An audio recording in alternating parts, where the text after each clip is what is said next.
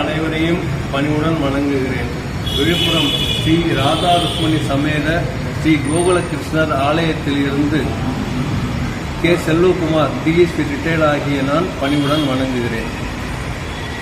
மகாவிஷ்ணுவான ஸ்ரீமன் நாராயணனான பெருமாளாகிய கடவுள் அரக்கர்களை அழிக்கவும் தீமையை ஒழிக்கவும் நமக்கு நல்லதை செய்யவும் 10 அவதாரங்களை எடுத்திருக்கிறார். இதுவரை நான் 5 அவதாரங்களை சொல்லியிருக்கிறேன். இன்று 6வது அவதாரமாக பரசுராம அவதாரத்தை பற்றி சிறு விளக்கம் கொடுக்கிறேன். பரசுராமர் என்றால் இவர் ஜமதக்கினி முனிவர். அவர் பிராமணர். அவருடைய மனைவி ரேணுகா தேவி. அவர்கள் சத்திரிய வம்சத்தைச் சேர்ந்தவர்கள். அவர்கள் இருவரும் ஒன்று கூடி 4 பிள்ளைகளை பெற்றுவிட்டு 5வதாக ஸ்ரீமன் நாராயணனை பிறக்க வேண்டும் என்று எண்ணி சிவனிடம் முறையிடுகிறார்கள். சிவனை வணங்குகிறார்கள்.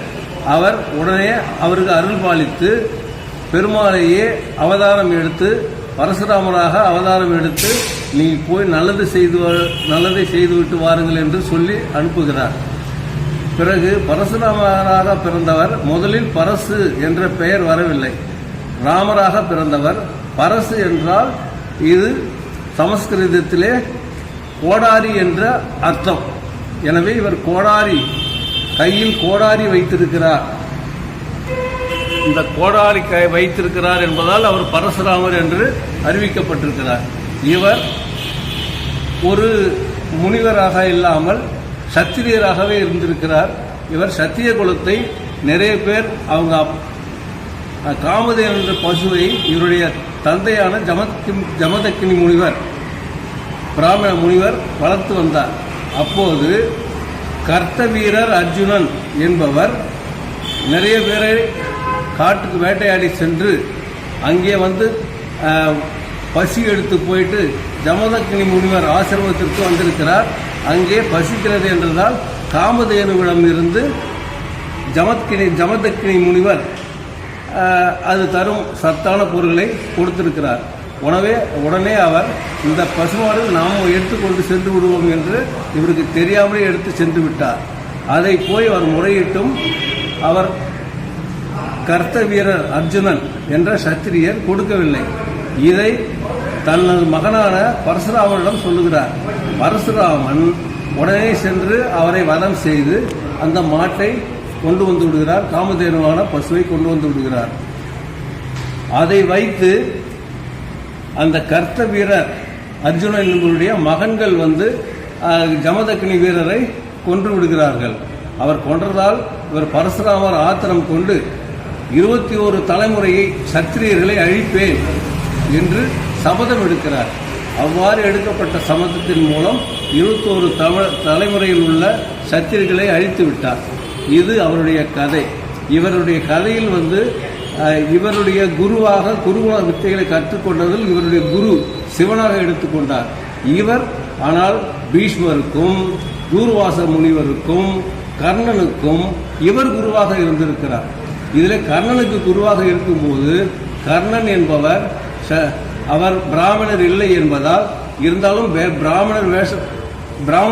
பிராமணர்களுக்கு மட்டும்தான் வில்வித்தை கற்றுத்தர முடியும் என்று இருந்ததால் பரசுராமரிடம் அவர் ஒரு படத்தில் பாக்யராஜ் பூணூல் போட்டுக்கொண்டு போய் ஒரு விட்டு ஆக்டராக நடிப்பார்.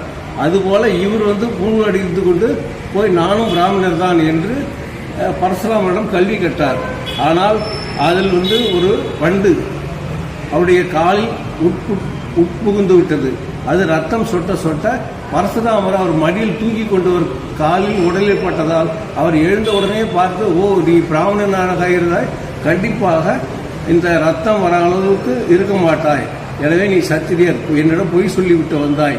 எனவே நான் சொல்லிய மந்திரங்கள் எதுவுமே உனக்கு பயன்படாது, போ என்று ஒரு சாபம் விட்டு அனுப்பிவிட்டார். அவ்வாறான கர்ணனுக்கும் அவர் சாபத்தை கொடுத்து விட்டார். இதிலே இவர் வந்து தன் தாயின் தலையை வெட்டுகிறார். தன் தந்தை சொன்னதால். அது ஏன் என்றால் அவருடைய தாய் ரேணுகா தேவி கடலுக்கு சென்று ஒரு கையாய் கையால் தண்ணியில் கோலம் போட்டால் ஒரு மண்பானை வரும். அதிலே நீர் கொண்டு வந்து ஜமதக்கினி முனிவர் பூஜை நடத்துவதற்காக கொடுப்பார். இது வழக்கமாக நடந்து கொண்டிருக்கும் போது ஒரு நாள் கந்தர்வன் என்பவர் கடலுக்கு மேல் வானில் சென்றிருக்கிறார்.